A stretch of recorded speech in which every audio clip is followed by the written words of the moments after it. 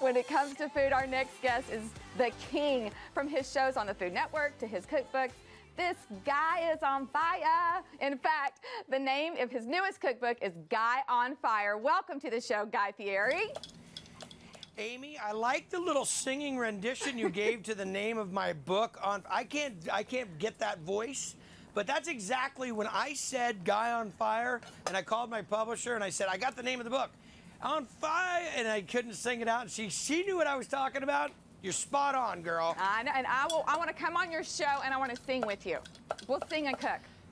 You know what? It is not culinary karaoke, Amy. We have to keep this. We have to dial this in just to awesome food. Okay. And speaking of Amy, by the way, I got to say something. My CFO of my company, I have a company called Johnny Garlics and Tex Wasabi's in Northern California. My CFO of my company happens to live in Dallas. Her name happens to be Amy, and today is her birthday. So I'm talking to Amy. Amy's having her birthday. I got to give her a big shout out. She's super important to me. So love you, Amy. Happy birthday. So anyhow, let's talk about the book. Yes, tell me about this book because I've already thumbed through it. Mouth-watering recipes. You're the bomb. I love everything you're doing. So what's going on in this new book? Well, I appreciate that. Being that you're all about food, we're talking about cooking outdoors. I mean, what happens a lot of times? Someone says, I'm having a barbecue. You show up and, yeah, you got some hot dogs, maybe some sausages. The burgers can be an iffy, overcooked, so who's running the grill, that kind of stuff. Chicken, gets a little bit dicey because people don't spend enough time cooking outdoors. I'm talking about big flavor, big heat. I'm talking about it would smoke up a kitchen if you tried to do it indoors. Right. So if you're working with a gas grill or if you're working with charcoal and hardwood, whatever it may be, we're talking about intense flavor, intense heat. Okay. So I'm trying to push it the next step.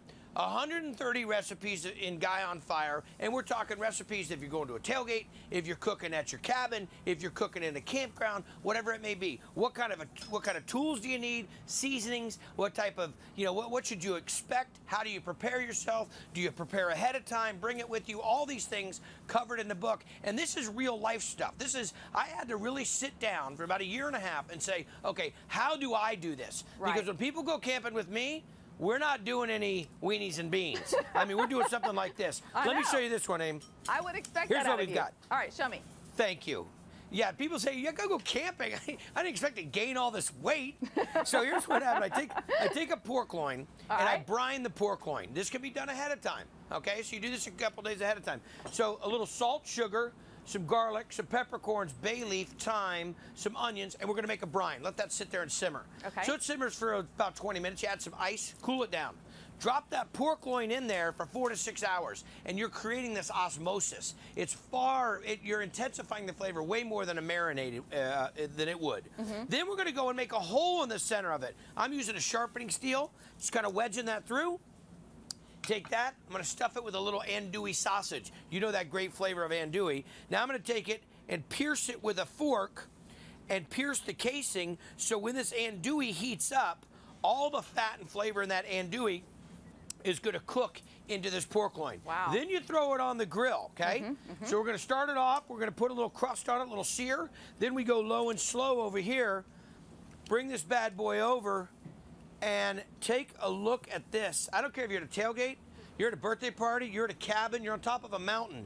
You cut into this, you have instant friends. Oh, yeah, you do. Look at that.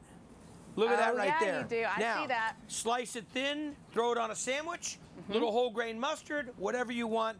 These are the styles of recipes, not super complicated, but unique, creative, using multiple ingredients, but with big, big flavor. Oh my gosh, you're the guy. And I love watching you on the weekends. Every time you're eating something, I just stare and I just watch and I can only imagine how amazing the taste is. You know what? I have one of the coolest jobs you can imagine. I'm being a chef, owning restaurants, being a dad. I mean, that's all phenomenal. Yeah. Being a father, that's my most important thing. But I will tell you this, going around the country and finding the funky joints on Triple D, and we've been down, I tell you, Dallas scene for food, Texas for food, you have got some of the best. Have you been to Pecan Lodge before? No, for I their haven't. barbecue? Oh, girl, you got to check it out. You can find all of it on Food Network's website. But listen, the book's Guy on Fire. It just started yesterday. We've been blowing it up. You're awesome for having me, Amy. Oh my gosh, thank you so much. And I want to get you in our kitchen ASAP here in Dallas. We're going to cook together. I just see it. I just know it's happening.